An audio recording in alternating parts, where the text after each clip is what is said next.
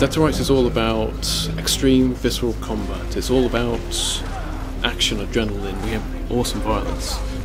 When we started working on Jack Slate at the initial concept stage, it was important to convey everything about his character and his abilities at a single glance. Jack Slate was an action hero and in many ways an action anti-hero. Although his face conforms to heroic stereotypes, there's also an expression in his eyes and in his neutral face that suggests thinly shackled urges of violence and a feral nature that ties him to Shadow.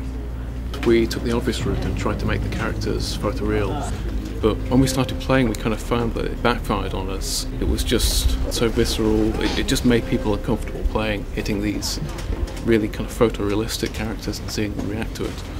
We didn't want to water down the violence and the action, so we took a different route and a different approach to the characters, made them stylised and graphic, and we just felt this worked so much better. In terms of the palettes used, we went for a palette that suggested subconsciously a police officer, so we used blues, greys, cold tones and lots of black and white. He wears colours of authority even though he's dressed in plain clothes.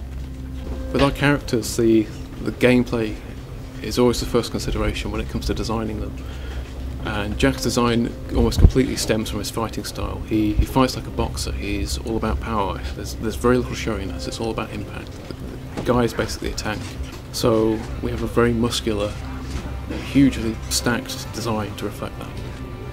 Jack and Shadow were definitely designed as a pair. They both share this wild, lupine look and their feral nature. Shadow is quite literally Jack's animalistic side. When it came to making Shadow, we had to be as practical as possible. He's an agile and powerful character, and we needed to make sure that the model would allow the animators to move him in such a way that this was clear. As part of that, we spent an awful lot of time developing a specially created fur shader, just for that extra touch of authenticity.